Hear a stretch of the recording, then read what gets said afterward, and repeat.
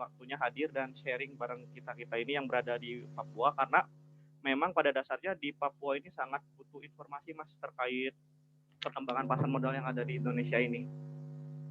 Oke, mungkin untuk mempersingkat waktu ya teman-teman semuanya, kita mulai acaranya yang akan dibuka oleh keynote speaker kita Pak Krisna Aditya Payokwa. Kepada Pak Oka, waktu dan tempat kami persilahkan.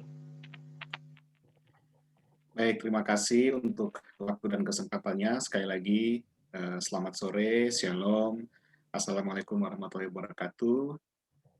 Nama Buddha, Om Swastiastu, nama budaya, salam kebajikan.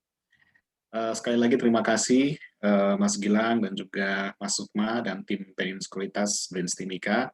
Luar biasa ya, begitu semangat sekali dalam selama bulan puasa ini tetap bisa mengadakan event-event yang memberikan pengetahuan untuk kita semuanya, khususnya untuk teman-teman investor di Timika. Kami juga mengucapkan terima kasih untuk Mas Bayu Priguna sebagai Head of Claim and Risk Management dari Indonesia SPF, yang juga sudah menyediakan waktunya untuk sharing di sore hari ini. Terima kasih, semoga nanti di kesempatan berikutnya bisa terus ada kegiatan edukasi ya dengan Indonesia SIPF. Bahkan juga kalau memungkinkan nanti setelah mereda untuk COVID-19-nya kita bisa mengadakan kegiatan live langsung nih di Papua. Baik, teman-teman sekalian, kegiatan sore hari ini sangat bermanfaat ya, sangat penting karena banyak sekali pertanyaan yang kita jumpai bagi teman-teman ya, khususnya para teman-teman investor yang mungkin baru bergabung sebagai investor di pasar modal. Seringkali menanyakan dari sisi security atau keamanan, bagaimana sih kalau menjadi seorang investor itu, kalau di perbankan itu kita mengenal ada yang disebut lembaga penjamin simpanan ya, atau LPS. Nah, bagaimana dengan di pasar modal nih? Kalau misalnya kita nggak minta-minta ya, kalau ada apa-apa gitu, kemudian dana kita yang tersimpan di custody dan lain sebagainya, ada masalah, siapa yang menjamin? Nah, itu sering kali kita jumpai dalam setiap kegiatan edukasi.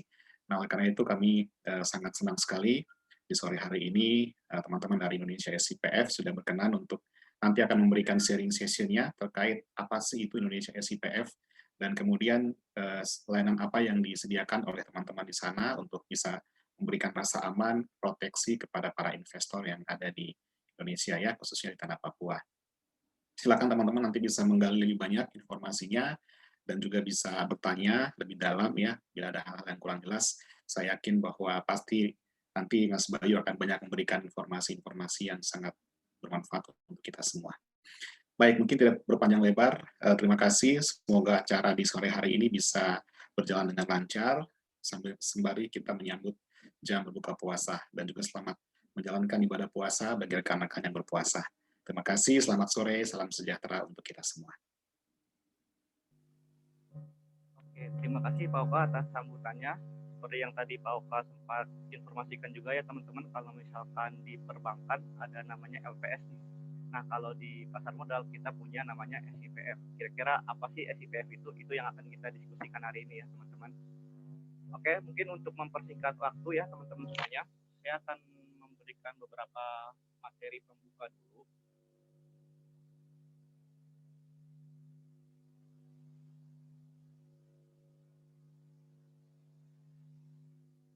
Nah, ini sama-sama kita lihat data ini saya ambil dari Custodian Central Efek Indonesia. Di sini ada pertumbuhan SID kita atau pertumbuhan jumlah investor kita yang di pasar modal. Nah, seperti yang sama-sama kita lihat juga ya teman-teman semuanya, dari tahun ke tahun jumlah investor kita semakin naik dari mulai 2018 ke 2019 mencapai 53,41% dan terakhir dari 2020 sampai dengan 2021 per Maret 2021 naik sekitar 24,95%. Artinya masyarakat kita udah mulai sadar nih akan pentingnya investasi di pasar modal. Nah, berikut ini juga demografinya nih, demografi investor individu kita. Usianya masih berada di usia milenial. Oleh karena itu, kenapa kita ambil judul kali ini terkait dengan alat milenial Indonesia? Karena sebagian besar milenial Indonesia sudah memulai investasinya di pasar modal sekitar 56,9%. Dan masih didominasi oleh jenis kelamin laki-laki serta pendidikannya yang paling banyak di SMA ya teman-teman semuanya, sekitar 51,53%. Nah, ini sebaran domestiknya, ini sebaran gambaran antar pulaunya teman-teman, jumlah investor yang ada di Indonesia. Seperti yang sama-sama kita lihat juga, jumlah investor di Maluku dan Papua masih sangat sedikit apabila dibandingkan dengan jumlah investor dari wilayah-wilayah lain yang ada di Indonesia, yaitu di Maluku dan Papua masih sekitar 0,95% dengan total aset 3,12%. Oleh karena itu, kenapa pentingnya edukasi yang seperti ini diperlukan oleh masyarakat yang ada di Papua, supaya membuka wawasan juga nih terkait dengan di kita ini ada loh investasi yang aman, yaitu di investasi pasar modal Indonesia. Nah, ini pertumbuhan asetnya yang tercatat di CBES ini antara kepemilikan lokal dan asing, dan sampai saat ini sudah mulai didominasi oleh kepemilikan lokal ya. Data terakhir Maret 2021 lokal mencapai 58,60% apabila dibandingkan dengan asing hanya sekitar 41,4%. Nah, oleh karena itu jumlah investor yang banyak dan tingkat transaksi yang semakin tinggi, Bursa Efek Indonesia bersama dengan anak perusahaannya Indonesia SPF itu mendirikan sebuah lembaga yang sebagai dana untuk perlindungan pemodalnya. Nah, lembaga ini dinamakan Indonesia Securities Investor Protection Fund, dan tujuannya memang untuk meningkatkan keamanan dalam berinvestasi di pasar modal Indonesia. Selain ada SIPF, juga Bursa Efek Indonesia memiliki beberapa anak perusahaan yang lainnya seperti Tishmi, Pevindo, PI, dan lain sebagainya. Nah, kira-kira di sini di tema kita kali ini kita akan berkenalan nih, akan membahas lebih banyak lagi terkait dengan SIPF bersama langsung dengan Head of Claim and Risk Management SIPF itu sendiri, kepada Mas Bayu. Halo Mas Bayu. Halo Mas Gilang. Oke, udah siap ya Mas ya sharing sama kita? Siap dong. Oke, oh ya teman-teman, jangan lupa nanti di akhir acara kita akan memberikan giveaway ya teman-teman, untuk 5 orang pemenang, 5 orang penanya terbaik nanti akan kita pilih, itu akan mendapatkan giveaway masing-masing dengan total hadiah Rp500.000. Jadi jangan lupa siapkan pertanyaan terbaik kalian. Oke, Mas Bayu, silakan Mas Bayu, waktu dan tempat kami persilahkan.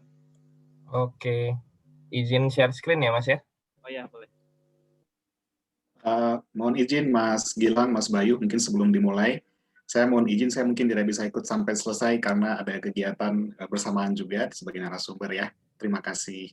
Baik Bapak, terima kasih Bapak atas waktunya.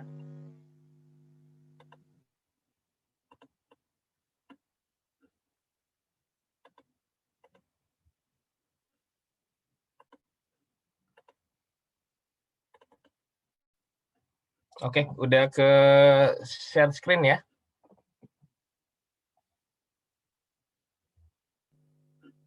Sudah Mas Bayu.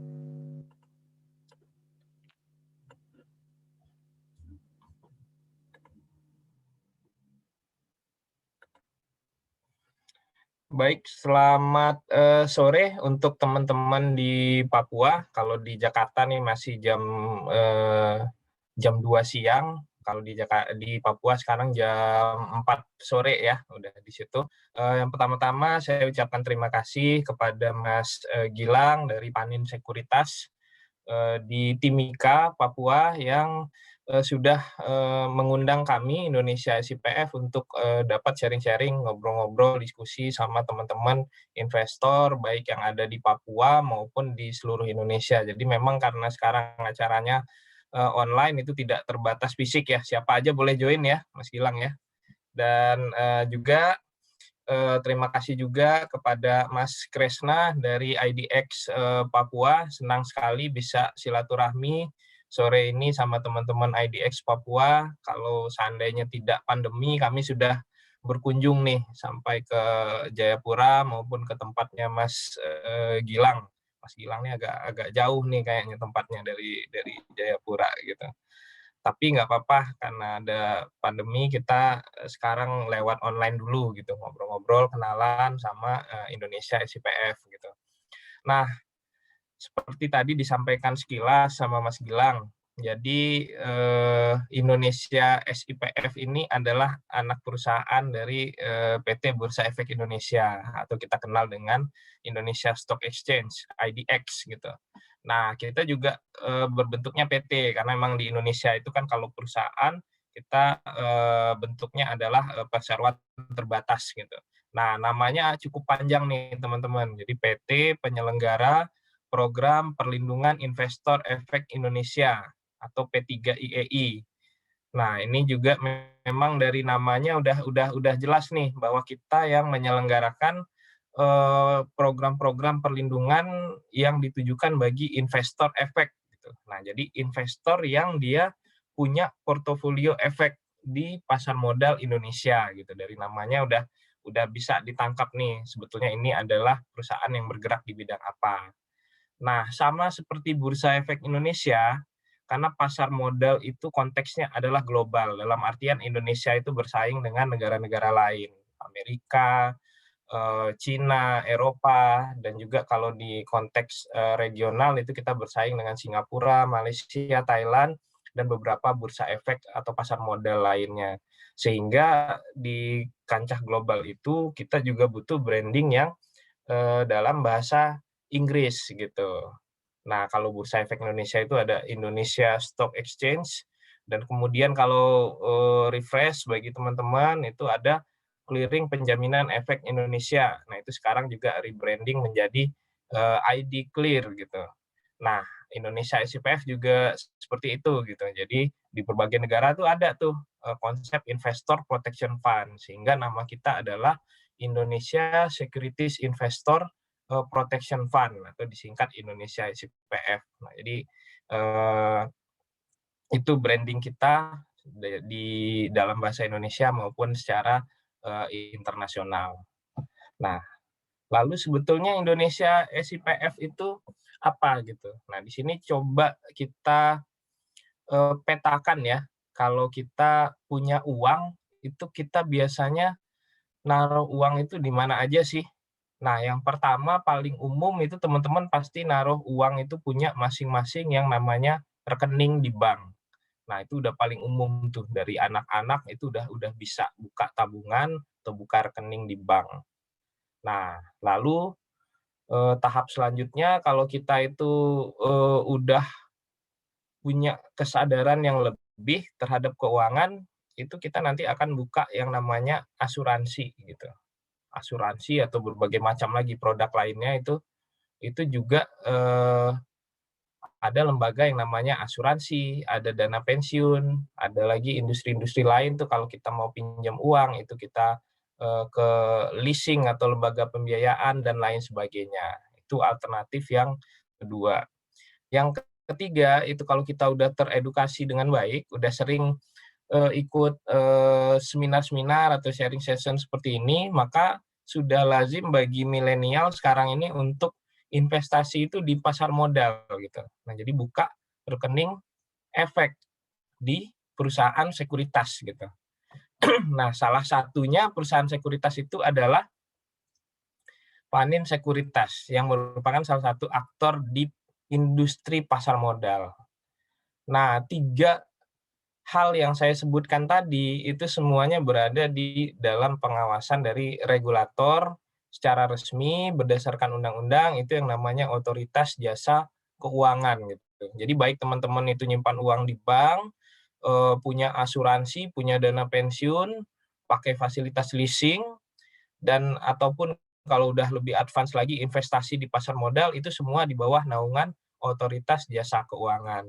Nah, ini untuk membedakan dengan industri lain. Ada industri lain yang mirip-mirip seperti pasar modal misalnya, teman-teman itu sekarang kan ada yang namanya jual beli kontrak future seperti itu, kemudian itu kan biasa yang menawarkan jual beli forex, emas dan lain-lain itu juga trading gitu, mirip-mirip ada bursanya gitu.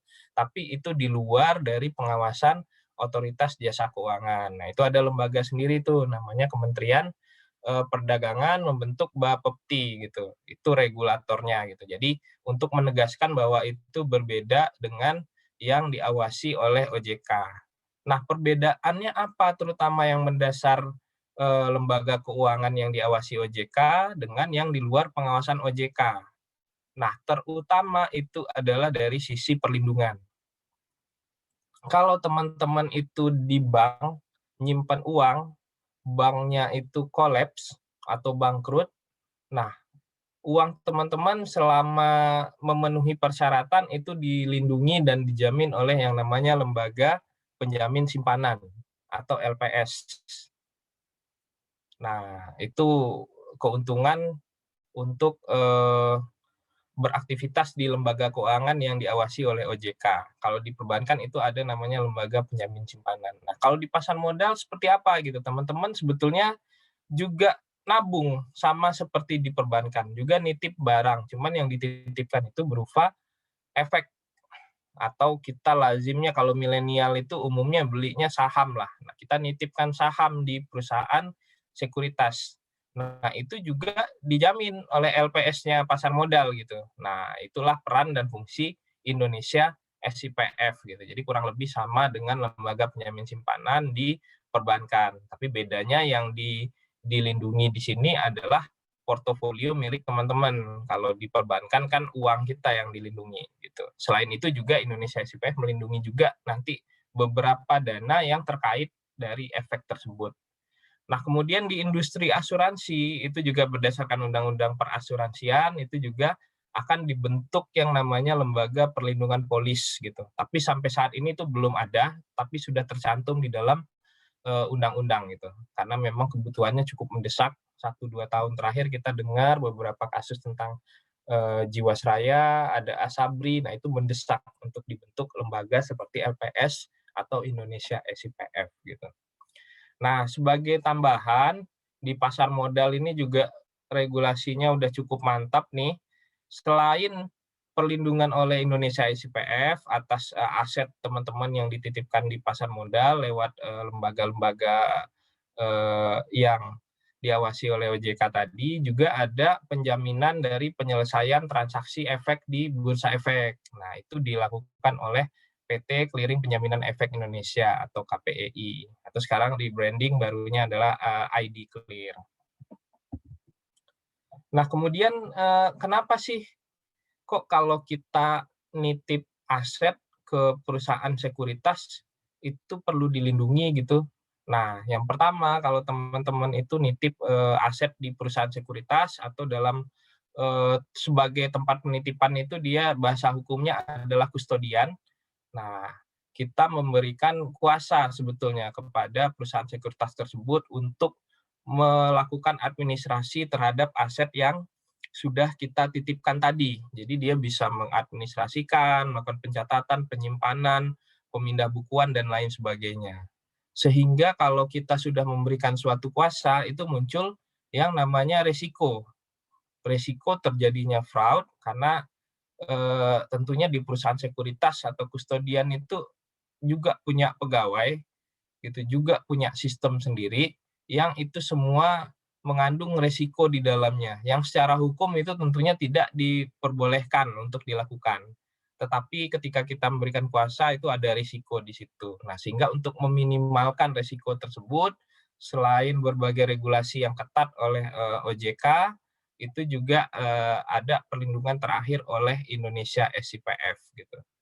Nah, lalu fraud-nya itu seperti apa sih gitu yang dilindungi oleh Indonesia SIPF?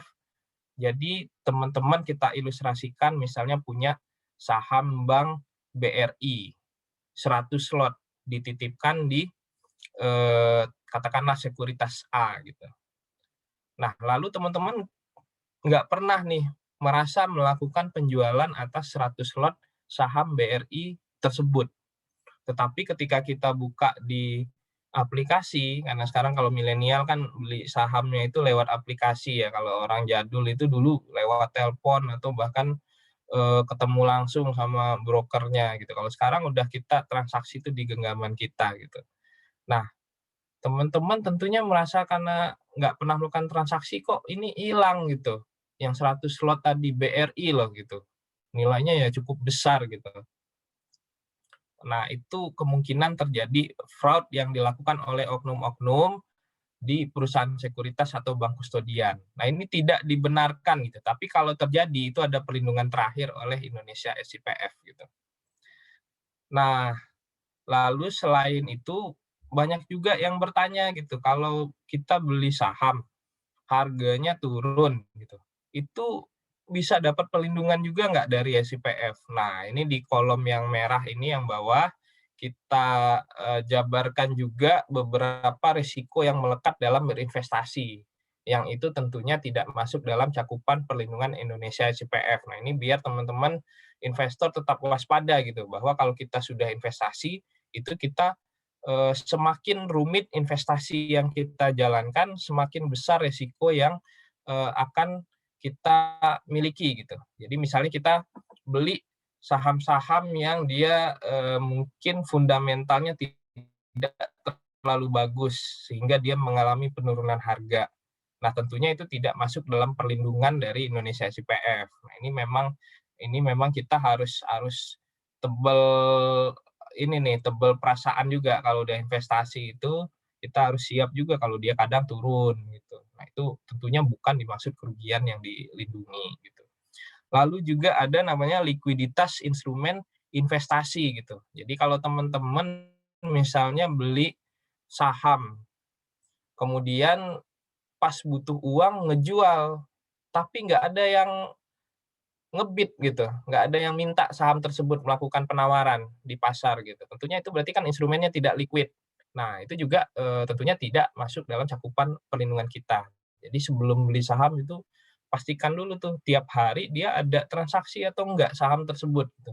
Jangan kita beli saham yang ditransaksikan sekali dalam 20 hari atau 30 hari gitu. Nah, itu kita bisa kena risiko likuiditas instrumen investasi.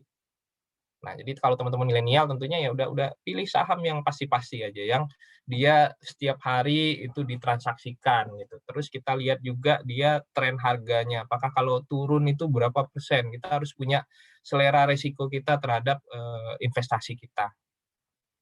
Kemudian ada misalnya kita beli suatu saham atau obligasi kemudian emitennya delisting gitu. Nah, kalau delisting ini sebetulnya saham teman-teman tuh nggak hilang, tetapi mengalami kesulitan juga untuk melakukan transaksi gitu. Nah, itu jadi tidak masuk dalam cakupan perlindungan kita gitu. Nah, ini yang keempat ini yang lagi ngetren. Jadi kalau kita udah punya saham, itu basicnya kita kalau punya saham itu bentuknya adalah data elektronik atau scriptless gitu. Nah, ada beberapa teman-teman itu yang misalnya sekarang udah lazim juga ya, kadang dia mencetak saham tersebut mengubah dalam bentuk warkat gitu, dicetak sahamnya. Nah, ini sama kayak kita ngambil uang di ATM gitu. Kalau masih di dalam sistemnya bank, uang itu tentunya dilindungi oleh bank dan terakhir ada perlindungan dari LPS gitu. Tetapi kalau sudah diambil uang di ATM, itu bentuknya cetak, warkat, itu sudah tanggung jawab kita masing-masing kalau kecopetan. Demikian juga dengan investasi gitu. Jadi kalau kita sahamnya bentuknya data elektronik, kita ubah jadi bentuk warkat atau script, nah itu juga masing-masing kita yang akan melakukan perlindungan terhadap saham yang sudah dicetak tersebut. Nah, kemudian ada gagal bayar instrumen investasi, ini untuk obligasi dan juga gagal bayar akibat repo. Nah, ini jadi saya cerita tadi semakin rumit transaksi yang kita lakukan, investasi yang kita lakukan, semakin banyak resiko yang melekat gitu. Nah, jadi repo ini adalah perjanjian untuk menjual atau membeli kembali surat berharga kita gitu. Jadi kalau kita punya saham, kita repokan gitu, nanti dijamin untuk dibeli lagi atau dijual lagi. Ternyata pas waktu eksekusi si lawan kita itu nggak punya uang gitu untuk melakukan menyelesaikan repo tersebut. Nah, ini juga risiko yang melekat dan itu tidak dilindungi oleh Indonesia SIPF. Jadi tetap perlu waspada. Nah, lalu sifat perlindungan dari Indonesia SIPF itu seperti apa sih gitu. Nah, kita di sini menegaskan bahwa dalam suatu kendaraan gitu, kalau kita ibaratkan pasar modal itu seperti mobil. Nah, ini Mas Kresna nih, Bursa Efek Indonesia itu adalah engine dari mobil tersebut, mesinnya gitu. Jadi pasar modal itu jalan, yang menjalankan itu adalah Bursa Efek Indonesia, mesinnya gitu. Kemudian ada berbagai macam perlindungan yang diberikan oleh regulator, dalam hal ini OJK. Ada sabuk pengamannya, ada remnya, ada mekanisme perlindungan yang lain-lain juga di dalam mobil tersebut yang membuat investor merasa nyaman gitu. Kalau kita ibaratkan pasar modal itu adalah suatu kendaraan. Nah, tapi ada satu instrumen yang dia itu baru kelihatan kalau ada kejadian yang fatal gitu, ada kecelakaan. Nah, instrumen itu kita kenal tuh ada bantalan di situ yang namanya adalah airbag gitu. Nah, Indonesia SIPF ini mirip, bisa kita ilustrasikan adalah perlindungan oleh airbag tersebut. Jadi kalau di pasar modal itu terjadi suatu hal yang di luar kewajaran, ada kecelakaan, bahwa ada fraud yang dilakukan oleh perusahaan sekuritas terhadap nasabahnya, ada tetap perlindungan terakhir yang diberikan oleh Indonesia SIPF. Dan perlindungan itu tentunya harus bagus. Kita nggak mau nih airbag-nya kayak balon-balon untuk anak kecil itu, balon plastik gitu. Pasti inginnya airbag itu yang bagus gitu. Dan hanya digunakan untuk kejadian terburuk yang seumur hidup bahkan kita doakan tidak pernah terjadi gitu. Nah, jadi ini karakteristik perlindungan oleh Indonesia SIPF. Nah, lalu dalam menjalankan peran dan fungsinya di pasar modal, Indonesia SIPF itu tentunya punya beberapa dasar hukum di situ gitu. Nah, jadi kita coba terangkan sedikit bahwa dasar hukum kita itu adalah Peraturan OJK nomor 49 tahun 2016 itu mengatur tentang dana perlindungan pemodal. Ada Peraturan OJK nomor 50 tahun 2016 itu mengatur tentang penyelenggara dari dana perlindungan pemodal yang tadi. Nah, Indonesia SIPF saat ini itu ditunjuk oleh OJK satu-satunya menjadi penyelenggara dari dana perlindungan pemodal berdasarkan dasar hukum dari POJK itu tadi.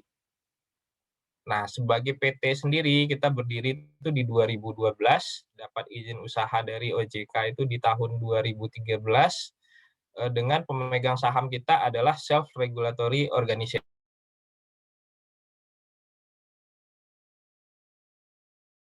Bursa Efek Indonesia, Clearing Penjaminan Efek Indonesia, dan ada Kustodian Sentral Efek Indonesia.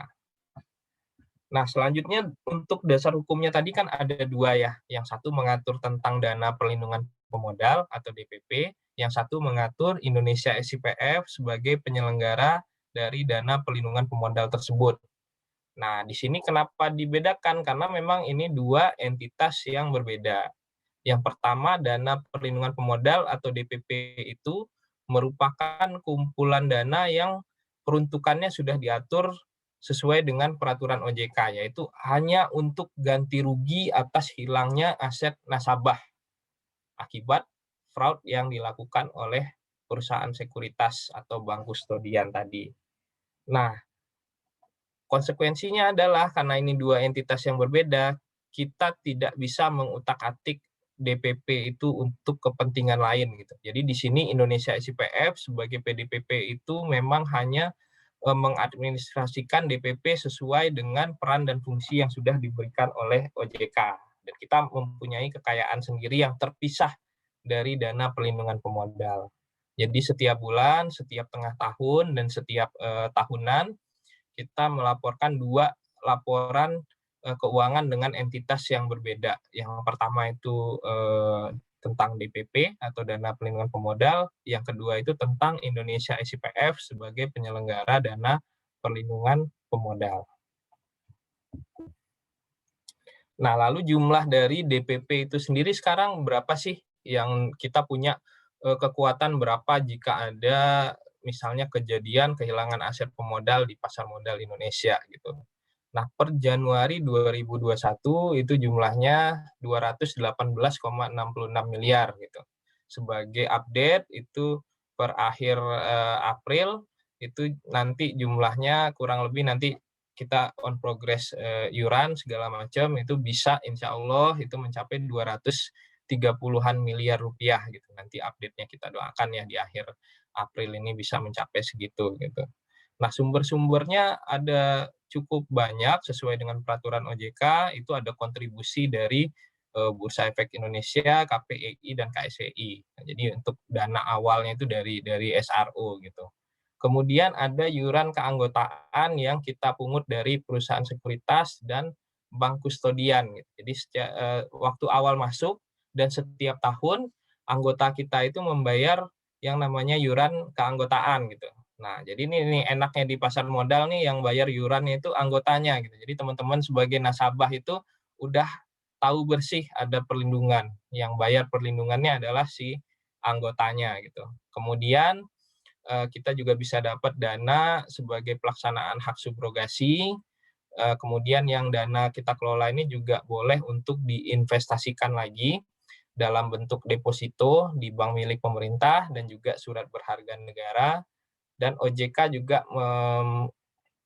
membuka peluang sumber-sumber lain kalau jika ada pihak-pihak yang ingin melakukan sumbangan dan lain-lain selama itu ditetapkan oleh OJK. Nah, jadi sumbernya ini. Lalu apakah hanya ini aja dana untuk perlindungannya? Kita ada backup lagi di luar dari DPP, ada namanya dana CGRP. CGRP ini dana cadangan ganti rugi pemodal. Nah, ini jumlahnya 150 miliar rupiah gitu. Nah, ini kita bisa digunakan kalau yang 218 ini udah tidak cukup lagi. Jadi bisa masuk dana yang 150 miliar. Ini udah standby semua, kita kelola semua dana-dana ini. Nah, ini tadi udah dijelaskan sedikit sama Mas Gilang. Tadi kita adalah anak perusahaan dari SRO, ada beberapa yang lain juga, ada Penilai Harga Efek Indonesia atau PHEI, ada Teach Me kalau mau training, ada Pendanaan Efek Indonesia, ini untuk pendanaan transaksi margin di perusahaan sekuritas, ada IDX Channel, Pevindo, dan beberapa anak perusahaan yang lain juga gitu. Jadi kita cukup lengkap saat ini, SRO dan anak perusahaan itu pada masing-masing bidangnya itu cukup memadai. Nah, kemudian kita bahas sedikit tentang anggota dana perlindungan pemodal. Nah, kalau di bank itu, banknya tempat teman-teman nabung itu tentunya jadi member atau anggota dari lembaga penjamin simpanan. Nah, di pasar modal, tempat teman-teman itu dalam tanda kutip nabung atau nitip aset teman-teman, itu juga jadi anggota dana perlindungan pemodal atau anggota SIPF untuk lebih gampangnya gitu. Nah, itu terdiri dari perusahaan sekuritas, saat ini itu ada 103 perusahaan, dan ada dari bank kustodian, itu ada 22 saat ini.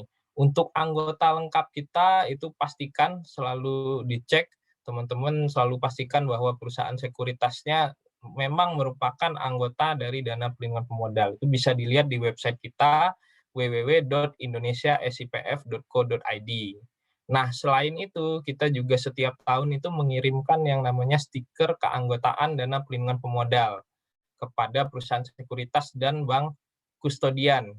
Nah, ini mirip dengan kalau di bank itu ada stiker LPS, di perusahaan sekuritas mestinya ada stiker keanggotaan DPP atau keanggotaan SIPF. Nah, ini mudah-mudahan Mas Gilang pasang nih di Timika untuk stiker dari Indonesia SIPF ini. Ini sebagai identitas lah, agar teman-teman merasa lebih aman dan nyaman bertransaksi di perusahaan sekuritas tersebut. Nah, lalu kita tadi udah bahas sedikit bahwa yang melakukan pembayaran iuran itu adalah anggota DPP, dalam artian perusahaan sekuritas atau bank kustodian.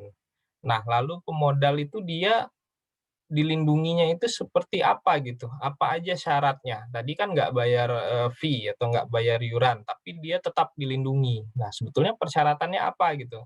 Nah, di sini yang hijau paling kiri kita tegaskan bahwa secara otomatis seluruh investor pasar modal Indonesia itu dia dilindungi oleh Indonesia SIPF selama dia memiliki yang namanya nomor tunggal identitas pemodal atau Single Investor Identification yang diberikan oleh KSEI. Kalau dulu itu ada kartunya, kartu akses itu ada nomornya. Nah, sekarang kartu aksesnya itu berbentuk digital gitu.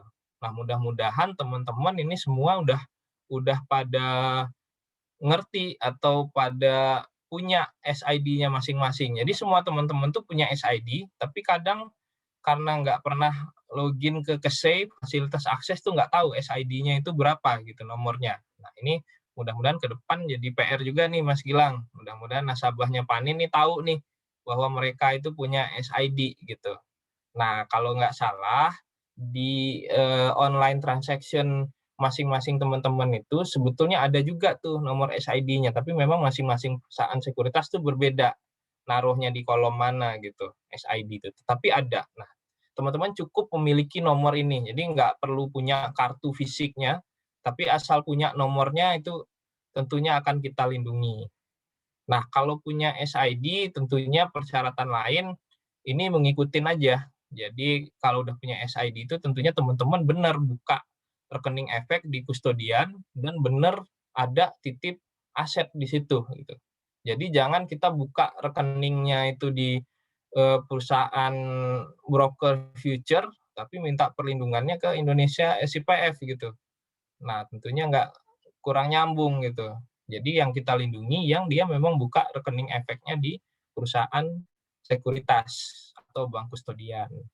Nah, lalu kalau kita buka rekening di kustodian atau perusahaan sekuritas, itu secara otomatis nanti akan dibukakan juga yang namanya sub rekening efek di lembaga penyimpanan dan penyelesaian. Nah, ini KSEI nih yang bertindak sebagai lembaga penyimpanan dan penyelesaian. Ini aja sebetulnya syarat perlindungan pemodal. Nah, untuk aset yang kita lindungi, itu tadi kita udah jelaskan sedikit, itu seluruh efek yang tercatat dan terdaftar di KSEI. Jadi baik itu yang efek bersifat ekuitas, nah itu saham, kemudian ada yang bersifat utang atau umumnya milenial taunya itu obligasi, atau kalau yang syariah itu sukuk, gitu.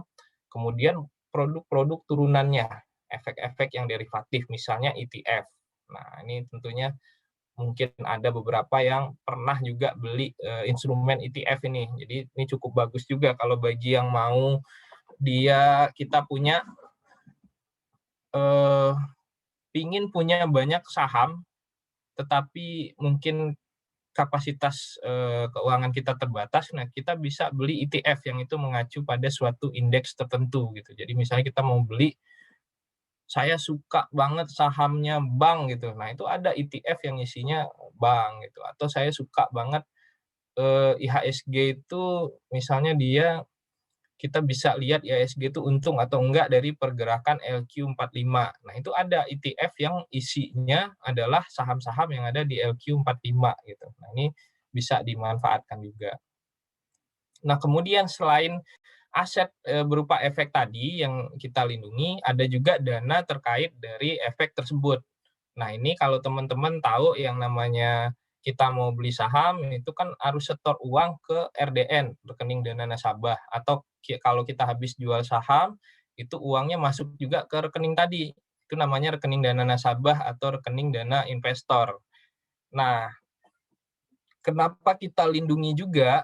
Karena teman-teman juga memberikan kuasa nih kepada perusahaan sekuritas maupun bank kustodian untuk memindah bukukan dana yang ada pada RDN tadi, sehingga muncul juga risiko di situ. Tapi memang antara jumlah aset yang ada di rekening efek dengan dana yang ada pada RDN itu jumlahnya sangat jauh berbeda gitu. Jadi memang kalau yang dari RDN itu kebanyakan teman-teman kalau habis jual ya dipindahkan ke memang rekening yang untuk transaksi, karena dana yang ada pada RDN itu nggak bisa langsung digunakan gitu. Nah, jadi memang tidak terlalu besar jumlah aset yang ada pada RDN ini. Nah, lalu perlindungan oleh Indonesia SIPF itu seperti apa? Apakah kalau kita merasa ada fraud oleh perusahaan sekuritas, itu kita bisa langsung datang ke SIPF, atau mungkin perlu ada langkah-langkah lain terlebih dahulu? Nah, yang pertama kita tegaskan di sini, siapapun yang datang ke Indonesia SIPF jika mengalami masalah itu pasti kita akan terima gitu. Nah, tetapi apakah akan bisa kita selesaikan? Tentunya itu tergantung dari teman-teman semua. Seperti apa kasus-kasus yang terjadi gitu. Dan kita itu proses klaim sesuai peraturan OJK yang akan ditangani oleh Indonesia SIPF itu sebetulnya ada persyaratan pendahuluannya gitu. Jadi kalau teman-teman tadi itu saham BRI-nya yang 100 lot itu hilang, teman-teman itu wajib untuk lapor ke perusahaan sekuritas atau bank kustodian tempat teman-teman titip atau buka rekening efek tadi. Kita komplain dong. Kita punya saham 100 lot, nggak pernah jual, kok sekarang tiba-tiba udah hilang. Ini ada apa gitu? Apakah sistemnya yang salah? Apakah ada orang yang berbuat curang gitu? Mohon untuk dikembalikan sesuai dengan jumlah yang seharusnya gitu. Jika perusahaan sekuritas atau bank kustodian itu mengembalikan aset tersebut, tentunya masalah selesai. Tetapi jika misalnya tidak kooperatif, dalam artian memang mereka udah pasrah, ini fraud-nya itu ada banyak gitu, sehingga mereka tidak sanggup lagi untuk melakukan ganti rugi. Nah, itu teman-teman bisa lapor ke OJK. Nah, di sini OJK lah yang akan memutuskan dan juga membuat suatu pernyataan tertulis bahwa proses ganti ruginya bisa dilakukan melalui mekanisme perlindungan investor oleh Indonesia SIPF. Nah, ini proses yang di kanan. Kurang lebih sejak pernyataan tertulis OJK sampai dengan ada pembayaran ganti rugi itu kita udah ditetapkan sekitar 4 sampai 5 bulan. Nah, prosesnya cukup panjang juga, nanti bisa dibaca di materi, nanti di-share kan ya sama Mas Gilang. Nah, lalu tadi Mas Gilang tuh udah memaparkan tentang demografi di pasar modal dan juga ada tentang jumlah aset juga tadi kalau nggak salah ya. Jadi aset di pasar modal itu yang dititipkan di KSEI secara kolektif itu sekarang itu sekitar 3.000-an triliun gitu. Nah, jika ada kecurangan dan setiap nasabah ingin mendapatkan ganti rugi yang sama, tentunya kita harus menyiapkan dana ribuan triliun juga. Sedangkan tadi di presentasi awal kita udah lihat ya bahwa dana yang ada sekarang untuk ganti rugi itu ya sekitar 300-an miliar lah antara DPP dan CGRP itu. Sehingga kalau ada ganti rugi itu harus dibatasi per orangnya berapa gitu. Nah, inilah yang setiap jangka waktu tertentu akan direview oleh otoritas jasa keuangan. Berapa sebetulnya ganti rugi maksimal yang bisa diberikan oleh DPP atau Indonesia SIPF tadi. Di tahun 2013 pertama kali ditetapkan itu 25 juta rupiah per pemodal. Di tahun 2015 itu ditingkatkan menjadi 100 juta rupiah per pemodal. Nah, ini meningkat menjadi 4 kali dari yang di tahun 2013. Nah, di tahun 2021 kita OJK itu meng-approve ya, menyetujui kajian dan usulan kita menjadi batas maksimal itu naik menjadi 200 juta per pemodal. Nah, ini tentunya suatu capaian yang cukup signifikan juga. Mudah-mudahan dengan jumlah ganti rugi yang cukup besar ini 200 juta, investor terutama milenial itu semakin semangat untuk investasi gitu. Jadi kalau dulu masih tanggung-tanggung, masih di bawah 100 juta, sekarang udah hajar aja di atas 100 juta ya nggak apa-apa juga. Atau masih dilindungi sampai dengan 200 juta untuk sampai saat ini. Nah, selain itu, OJK itu juga sekarang mengeluarkan namanya peraturan OJK nomor 65 tahun 2020 itu tentang pengembalian keuntungan tidak sah dan dana kompensasi kerugian investor di bidang pasar modal. Atau kalau bahasa Inggrisnya ini agak susah nih. Jadi ini konsepnya namanya disgorgement dan disgorgement fund. Nah, ini konsep ini awalnya ada di Amerika Serikat gitu. Nah, jadi untuk tadi kan kita lihat ada beberapa risiko yang dia belum dilindungi oleh Indonesia SIPF. Nah, jika dalam risiko-risiko tadi itu terdapat memang ada suatu kecurangan oleh pihak-pihak tertentu, maka nanti OJK bisa menjatuhkan denda. Di-disgorge dia, didenda. Dan kalau dendanya itu cukup layak untuk dibentuk, maka akan dibentuk namanya dana kompensasi kerugian investor atau bahasa Inggrisnya disgorgement fund. Nah, dananya ini dapat digunakan untuk melakukan ganti rugi kepada pihak-pihak yang dirugikan. Nah, ini bedanya apa sama DPP? Kalau DPP tadi itu memang sudah ada dananya, baik ada kejadian atau enggak, kita terus ngumpulin dana. kalau disgorgement fund ini ada kejadian dengan cakupan yang lebih luas dari DPP, tetapi dananya belum ada, baru dibentuk kalau ada kejadian dan ada denda dari OJK terhadap pihak-pihak yang merugikan pihak lain tersebut. Nah, kalau dananya udah cukup layak sebagai disgorgement fund. Nah, ini seperti apa lagi prosesnya? Tentu butuh yang namanya administrator. Nah, itu nanti yang akan melakukan membuka proses klaim, kemudian juga mendistribusikan dana tersebut setelah diverifikasi tentunya kepada pihak-pihak yang dirugikan.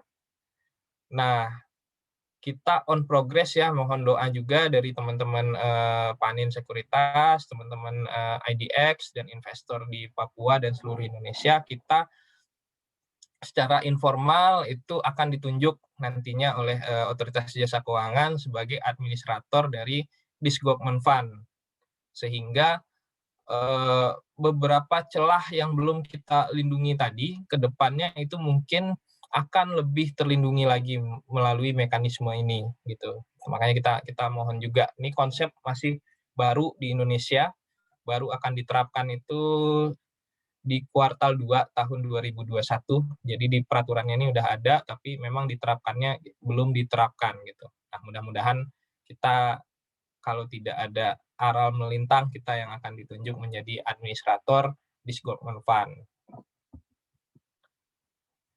Nah, lalu tadi jika ada teman-teman mengalami masalah atau mengalami fraud, itu kan saya udah bilang tadi akan tetap dibantu oleh Indonesia SIPF, karena memang kita punya layanan pengaduan dan konsultasi pemodal. Meskipun nanti selesainya bukan di kita dulu, nanti selesainya di perusahaan sekuritas dulu atau bank custody, kemudian kalau nggak selesai lanjut OJK, baru kemudian ke kita gitu. Tapi dari awal kalau memang mau kita bisa bantu gitu. Teman-teman bisa menghubungi kita, yang paling gampang itu lewat yang merah-merah ini, lewat hotline kita, ada layanan WhatsApp 0811 3336 5553. Nah, ini akan dibalas oleh admin kita selama jam kerja ya.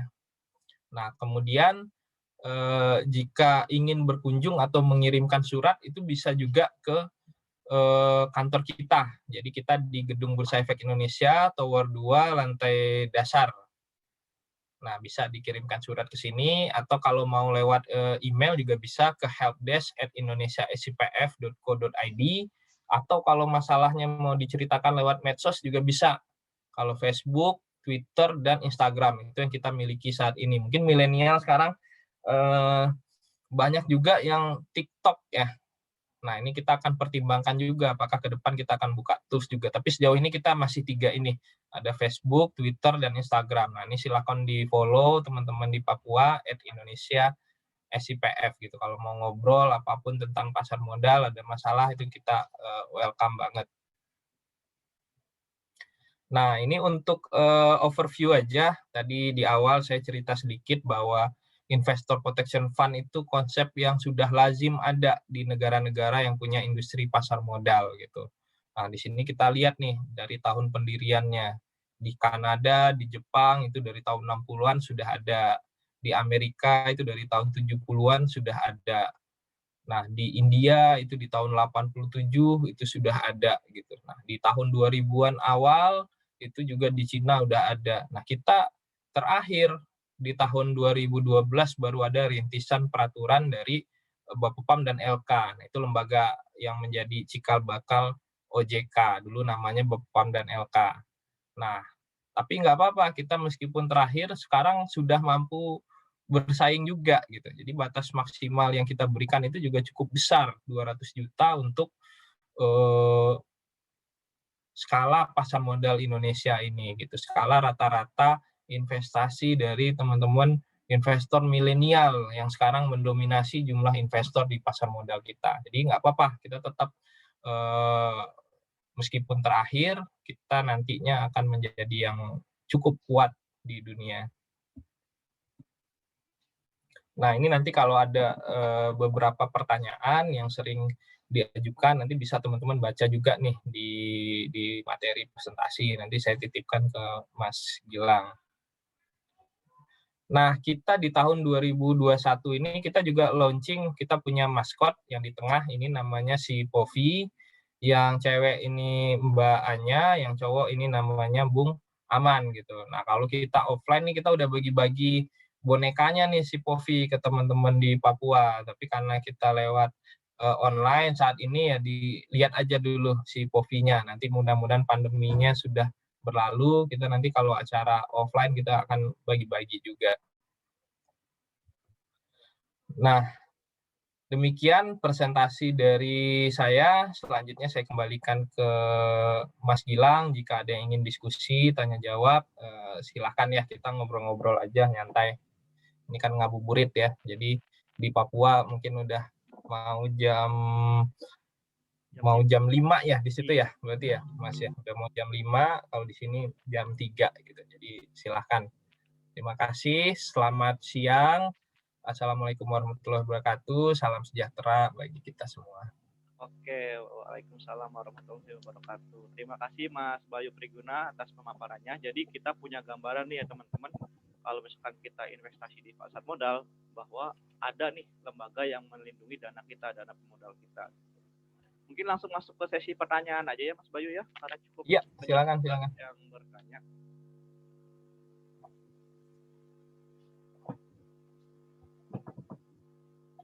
Pertanyaan pertama dari Erik Ari nih Mas Bayu. Mas, ya. Jika kita beli reksadana, apakah kalau MI-nya kabur itu akan dijamin oleh SIPF? Gimana nih Mas? Kalau misalnya kita beli reksadana terus MI-nya kabur, kira-kira itu dijamin nggak nih Mas oleh SIPF? Oke, jadi untuk reksadana ini itu harus kita pahami bahwa reksadana ini adalah produk campuran ya, dalam artian belum tentu semua asetnya itu underlying-nya ada di pasar modal. Dalam artian reksadana ini kalau dia reksadana pasar uang itu bahkan sebagian besar asetnya itu bukan di pasar modal. Dan kalau dilihat dari syarat aset yang dilindungi oleh Indonesia SIPF tadi, itu harus yang dititipkan secara kolektif di KSEI. Nah, sehingga kalau untuk reksadana ini kita lindungi secara parsial, tidak bisa seluruhnya. Yang kita lindungi hanya underlying aset yang dia dalam penitipan kolektif di KSEI. Nah, jadi ini sebagian ya kita lindungi kalau misalnya memang ada fraud di reksadana tersebut. Jadi underlying-nya aja yang kita lindungi di KSEI. Oke, semoga membantu ya Ya, jawabannya. mudah-mudahan membantu. Jadi yang dilindungi oleh SIPF ini asetnya secara parsial yang ada yang dititipkan oleh KSEI. Nah, iya. Pertanyaan selanjutnya. Selamat sore Pak, mau bertanya lebih bagus investasi saham secara mandiri atau investasi di reksadana saham saja Pak? Ini minta pendapat dari Mas Bayu nih, kira-kira menurut Mas Bayu gimana nih Mas? Lebih baik investasi saham sendiri atau kita langsung aja nih ke reksadana biar nggak pusing gitu? Silahkan Mas Bayu. Oke, jadi kalau untuk investasi ini sebetulnya kan tergantung selera dari masing-masing investor dan kapasitas juga dari masing-masing investor gitu. Jadi kalau misalnya Mas atau Mbak Randa itu memang punya pengetahuan yang cukup memadai tentang investasi dan juga punya waktu luang yang cukup memadai juga, tentunya akan lebih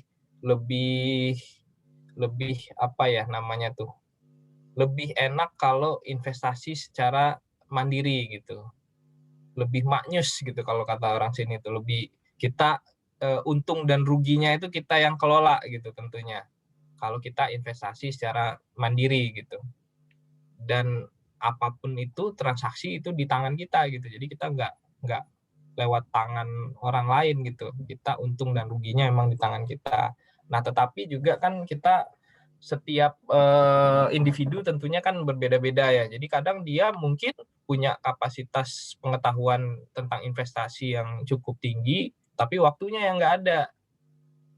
Nah, kalau waktu yang nggak ada itu ribet juga, sehingga mungkin yang praktis bisa beli reksadana, atau kalau memang punya pengetahuan tinggi terus tahu indeks-indeks yang memang return-nya bagus di IDX itu bisa beli ETF gitu. Nah, itu lebih fleksibel lagi gitu. Kalau reksadana itu kan lewat MI, kalau ETF itu diperdagangkan juga sehari-hari gitu. ETF indeks apa gitu yang mau kita beli misalnya. Nah, itu juga cukup menarik gitu. Jadi memang tergantung dari waktu dan pengetahuan dan juga keberanian. Kadang orang nggak punya pengetahuan tapi berani, bisa juga gitu investasi. Jadi dia nothing tulus aja, yang penting dia coba, lama-lama jadi jago gitu. Padahal mungkin pengetahuannya tidak terlalu memadai tentang investasi. Nah, inilah uniknya dan menariknya di pasar modal ini gitu. Jadi siapapun itu bisa belum tentu yang pendidikannya tinggi itu akan investasinya return-nya lebih tinggi dari yang pendidikannya mungkin lebih rendah gitu. Belum tentu yang dalam tanda kutip itu orang yang kelihatannya berdasi itu investasinya lebih tinggi daripada orang yang mungkin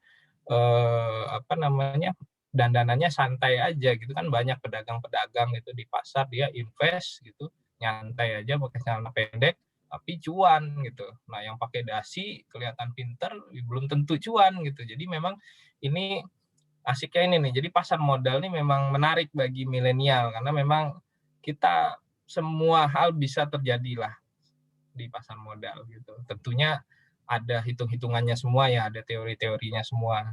Jadi diseimbangkan aja sesuai dengan kapasitas, waktu, dan juga keberanian teman-teman dalam mengambil resiko.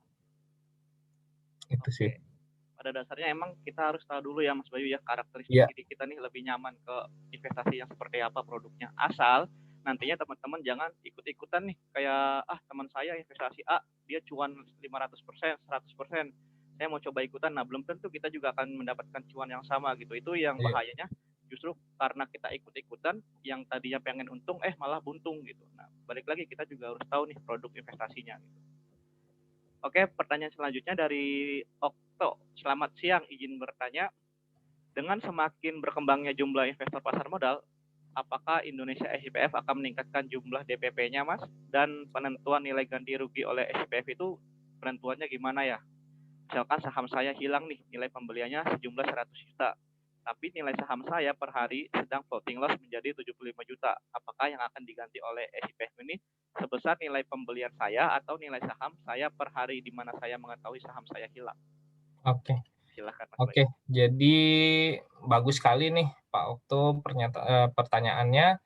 Apakah Indonesia SIPF akan meningkatkan jumlah dana pelindungan pemodal? Nah, jadi ini mohon doa lagi nih dari teman-teman investor, dari Panin Sekuritas, dari IDX Papua, bahwa kita di tahun ini kita akan mengusulkan skema baru lah gitu, penyegaran dari pengumpulan dana pelindungan pemodal tadi.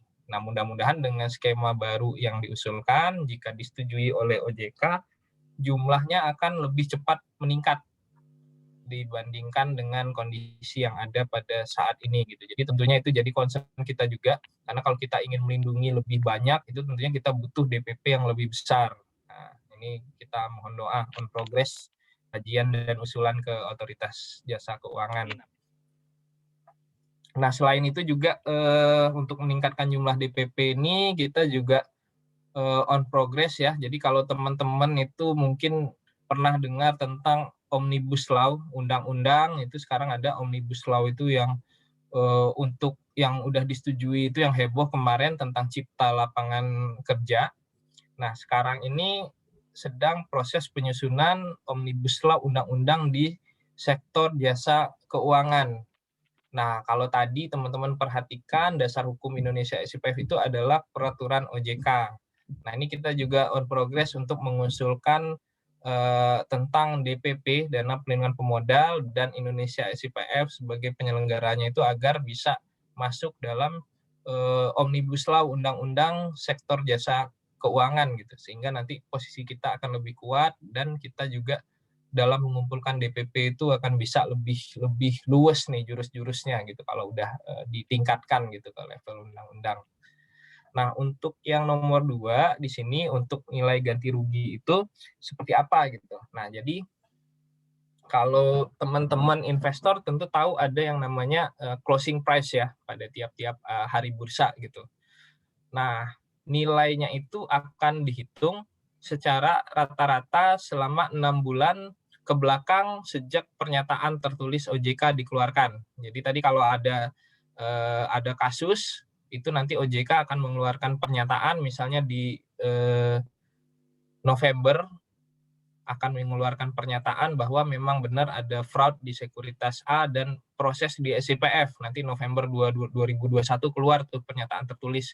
Nah, itu kita akan hitung sahamnya Pak Okto itu secara average closing price selama 6 bulan ke belakang dari nilai tersebut gitu. Jadi nggak usah khawatir gitu kalau 100 juta hari ini lagi 75, mungkin 6 bulan ke belakang dirata-ratakan tuh lebih fair gitu. Jadi akan dapat rata-ratanya.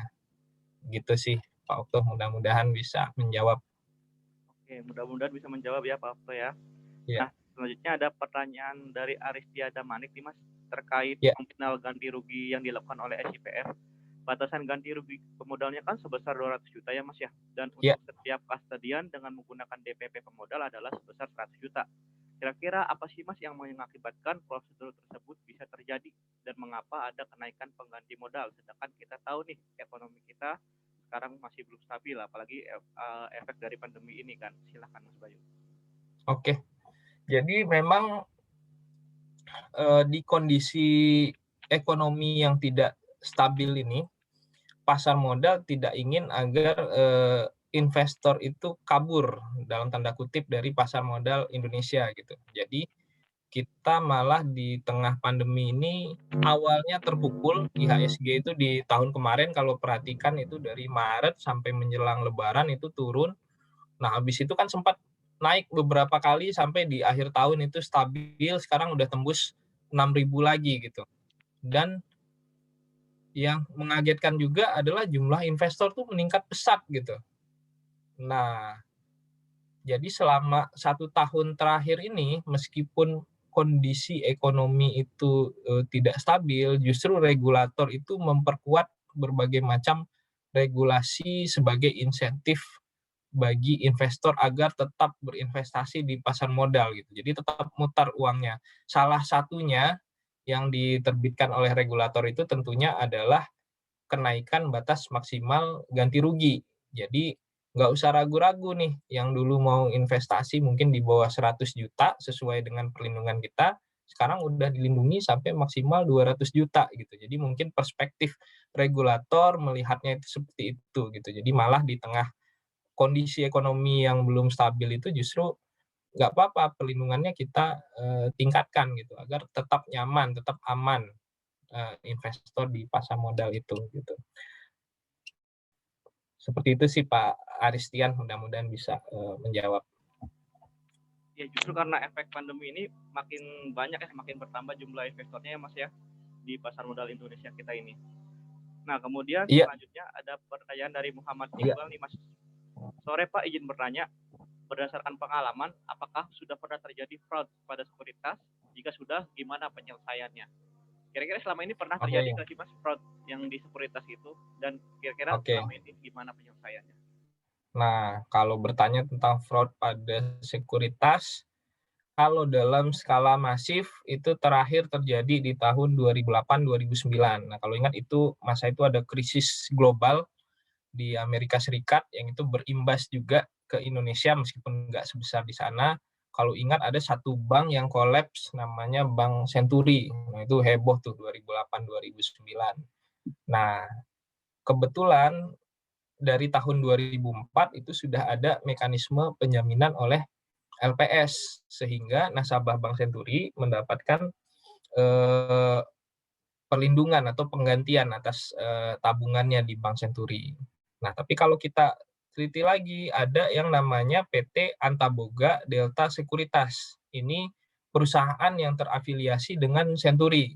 Dari namanya ada sekuritas, udah jelas dia adalah perusahaan sekuritas yang merupakan anggota bursa juga pada saat itu. Sebelum akhirnya dia dibekukan ya, ditutup dan dicabut izin usahanya gitu.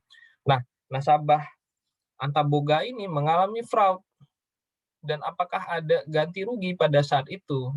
Jawabannya tidak, karena waktu itu belum ada dana pelindungan pemodal, belum ada Indonesia SIPF. Jadi kita baru dibentuk di tahun 2012 peraturan awalnya itu. Nah, jadi kalau ditanya ada fraud, ada yang terjadi dahulu. Nah, sekarang ada nggak fraud di perusahaan sekuritas? Relatif jauh lebih jarang secara umum ya. Secara umum itu fraud yang terjadi saat ini tuh masih yang kecil-kecil. Sehingga kalau tadi itu diperhatikan di presentasi, kalau kita misalnya mengalami fraud, sahamnya berkurang nilainya tanpa pernah kita transaksikan, kita komplain ke perusahaan sekuritasnya. Dan itu karena skalanya kecil, mereka akan mengganti gitu. Nah, masalah baru terjadi masif itu kalau yang mengalami itu bukan hanya kita, tapi mungkin ratusan ribuan orang nasabah yang lain. Nah, itu baru udah mulai kondisinya masif, udah gawat gitu. Jadi kalau fraud, yang namanya fraud ada aja, tapi sekarang sifatnya mungkin relatif lebih kecil dibandingkan yang dulu. Sehingga sampai saat ini belum ada yang fraud-fraud itu yang sampai OJK mengaktifkan klausul Indonesia SIPF lewat DPP. Mungkin mudah-mudahan bisa menjawab Pak Muhammad Iqbal ya. Tapi kalau kasusnya gini Mas, sedikit menambahkan pertanyaan dari Muhammad Iqbal, kita punya saham nih, let's say saham A lah. Saham A ini terkena kasus dari efek salah satu institusi nih yang bermasalah. Yang tadinya kita punya di area harga 900, misalkan terus sahamnya turun sampai ke 50, kemudian disuspend oleh bursa. Nah, setelah suspennya udah bertahun-tahun nih Mas, belum dibuka juga sampai sekarang. Kira-kira resiko-resiko yang seperti itu tuh dilindungi nggak sih Mas oleh SIPF? Nah, itu tuh. Jadi tadi udah kita bahas sedikit. Memang resiko seperti itu berarti kan masalah di likuiditas. Kalau di suspend kan kita mengalami kesulitan untuk jual di pasar reguler ya. Nah, jadi memang kesulitan likuiditas itu saat ini belum dilindungi. Tapi ada terobosan yang tadi ada peraturan baru tentang yang namanya disgorgement fund. Nah, kalau tadi dari ceritanya Mas Gilang itu kan ada kemungkinan ya, ada kemungkinan akibat kecurangan yang dilakukan oleh berbagai pihak yang menyebabkan kerugian di pihak-pihak lain gitu kan. Nah, ada pelanggaran di bidang pasar modal. Nah, ini jika bisa dibuktikan nanti bisa aktif juga nih klausula yang disgorgement fund gitu, meskipun ini di luar cakupannya Indonesia SIPF gitu, tapi memang lebih rumit pembuktiannya gitu. Kita mau membuktikan pihak-pihak itu memang melakukan kecurangan itu yang cukup berat gitu. Tapi sekarang dasar hukumnya udah ada untuk melakukan denda terhadap pihak-pihak tersebut gitu. Mudah-mudahan bisa diaktifkan suatu saat nanti. Gitu sih Mas Gilang. Oke, terima kasih Mas Bayu. Kita ke pertanyaan selanjutnya. Dari Febi Rosviana. Selamat sore Pak, izin bertanya. Yang dilindungi itu apakah aset dari investor perorangan saja atau dari institusi juga nih Mas? Karena kan seperti yang pernah kita dengar beberapa institusi juga sempat mengalami kendala terkait investasinya. Silakan Mas Bayu. Oke. Jadi dengan peraturan OJK yang ada sekarang, itu yang dilindungi adalah seluruh investor, baik itu dia individu maupun institusi gitu. Jadi tidak dibedakan gitu. Hanya saja mungkin fokus dari perlindungannya kalau dilihat dari besaran maksimal ganti rugi yang diberikan, itu fokus perlindungan itu kalau kita lihat adalah pada investor individu, terutama yang milenial nih, teman-teman milenial. Karena kalau institusi itu jarang sekali yang investasinya itu di kisaran 100-200 juta, itu hampir nggak ada gitu. Kalau udah institusi itu biasanya dia miliaran lah paling enggak gitu kalau institusi. Dan perlindungan yang sampai dengan 200 juta itu mungkin kecil bagi investasi. Tapi tetap kita terutama di sini teman-teman bisa melihat bahwa memang OJK regulator itu fokus pada teman-teman milenial, investor individu, itu yang kita lindungi secara utuh gitu. Yang institusi kita lindungi juga, tetapi mungkin bagi mereka itu tidak terlalu besar gitu. Tapi bagi individu 200 juta itu cukup menarik gitu. Masih cukup jarang lah orang Indonesia itu yang punya uang cash di pasar modal itu 200 juta. Rata-ratanya nggak sampai segitu. Jadi kita bisa lindungi maksimal mudah-mudahan. Oke, kita ke pertanyaan selanjutnya. selanjutnya dari Randa. Selamat sore Pak. Ya. Mungkin ini pertanyaan terakhir ya Mas Bayu ya, karena keterbatasan waktu juga. Mau bertanya, bagi milenial sekarang dalam berinvestasi, apa bagus melakukan diversifikasi dalam investasinya? Bukan hanya di saham untuk menghindari risiko saat saham crash atau bearish. Misalkan diversifikasi ke instrumen investasi lain seperti emas, obligasi, reksadana, peer-to-peer lending, ETF, dan lain sebagainya. Oke. Terima kasih. Silahkan, Ya, Mas. jadi tentunya bagus ya diversifikasi aset, bukan hanya di saham, karena memang saham ini hanya salah satu sebetulnya, salah satu alternatif instrumen investasi gitu. Jadi kalau teman-teman ingin menyimpan asetnya di dalam bentuk emas, obligasi, reksadana, nah ini tadi nih, jadi kalau memang udah punya kapasitas yang memadai, pengetahuannya udah bagus, waktunya juga udah bagus, karena kalau waktunya bagus itu bisa maintain ini nih. Jadi kadang ada orang yang nggak ingat nih, misalnya Mas Gilang nih udah banyak banget asetnya, jadi nggak ngerti lagi, ini saya punya saham berapa sih, punya obligasi berapa sih, kadang lupa emas di mana nyimpennya gitu. Jadi butuh ini juga untuk butuh waktu juga agar punya waktu untuk mengelola ini gitu. Nah mudah-mudahan alokasinya, diversifikasinya ini bagus gitu. Nah ini menarik sedikit saya angkat tentang ECF ya. Jadi sekarang itu ada instrumen namanya securities crowdfunding gitu. Dulu namanya equity crowdfunding, sekarang udah diperluas, ada peraturan OJK baru tentang securities crowdfunding. Nah ini terutama untuk teman-teman yang ingin investasi langsung di perusahaan-perusahaan yang skalanya relatif kecil gitu. Jadi ada UMKM misalnya dia punya biasanya macam-macam ya, salah satunya itu ada yang punya produk makanan atau distro yang masih skalanya kecil gitu dalam bentuk ruko-ruko aja, atau bahkan jualan gerobak tapi di banyak tempat itu ada tuh yang memasarkan go public lewat ECF atau SCF. Nah ini kita on progress juga nih, kita sedang diminta oleh OJK untuk agar nasabah-nasabah yang menginvestasikan asetnya di ECF ini, karena ECF ini nantinya dititipkan juga di KSEI sebagai efek yang dilindungi oleh Indonesia SIPF gitu. Jadi kita on progress gitu agar ini memang secara resmi dilindungi nantinya. Karena pangsa pasarnya cukup besar, jadi kita tahu pemainnya baru beberapa, ada mungkin yang sering dengar Santara, ada Bizer gitu, di situ nanti teman-teman bisa yang mau invest untuk ECF, SCF ini karakteristik milenial banget sebetulnya nih. Tapi memang belum seliquid saham yang ada di Bursa Efek Indonesia gitu. Dalam artian ditransaksikannya hanya terbatas dalam setahun tuh hanya 1 atau 2 kali kalau nggak salah. Kalau di bursa kan tiap hari bursa kita bisa dari jam 9 sampai jam 3-an itu kita masih bisa transaksi. Kalau di Papua mungkin jam berapa tuh mulainya ya? Jam 11 ya? Jam 11 mulai ya? Iya, jam 11. Jam 11 mulai transaksi. Gitu. Oke, terima kasih Mas Iya. Bayu ya terkait pemaparan dan sesi tanya jawabnya. Mungkin karena keterbatasan waktu juga teman-teman harus kita sudahi juga. Kalau misalkan teman-teman ada pertanyaan lagi lebih lanjut terkait dengan dana perlindungan pemodalnya, teman-teman bisa menghubungi Indonesia SIPF di nomor 0215155553 atau melalui emailnya helpdesk@indonesiasipf.co.id, atau teman-teman juga bisa follow nih media sosialnya Indonesia SIPF. Baik, mungkin karena keterbatasan waktu ya teman-teman, untuk pengumuman giveaway ya nanti akan kita umumkan juga di Instagram Fans Kimika, dan terkait rekaman video ini akan muncul juga ya teman-teman di YouTube channel kita, di YouTube channel Cafe Cuan. Teman-teman bisa subscribe juga terkait video di YouTube-nya. Dan terima kasih Mas Bayu, saya ucapkan sudah menyempatkan hadir dan sharing-sharing nih bareng kita-kita. Semoga juga nantinya penunjukan SIPF ini segera terrealisasi ya untuk menjadi administrator di Securement Fund ini. Iya.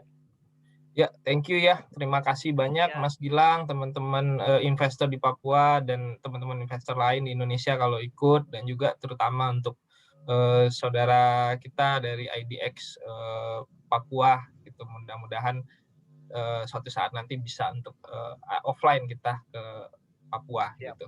Ditunggu ya Mas Bayu ya. Iya, siap Mas Gilang. Oke, siap. Terima kasih ya teman-teman semuanya yang sudah menyempatkan waktunya hadir dan sharing di kegiatan kita kali ini. Semoga yang lagi menjalankan ibadah puasa juga dilancarkan puasanya sampai buka nanti. Tinggal beberapa menit lagi ya teman-teman kalau wilayah timur. Kalau di Jakarta berarti masih jam 3 ya Mas ya? Masih jam setengah 4. Setengah 4 ya. 4 ya. Oke, terima kasih. Kita akhiri sesi sharing session kita kali ini. Kurang lebihnya mohon maaf. Wassalamualaikum warahmatullahi wabarakatuh. Waalaikumsalam.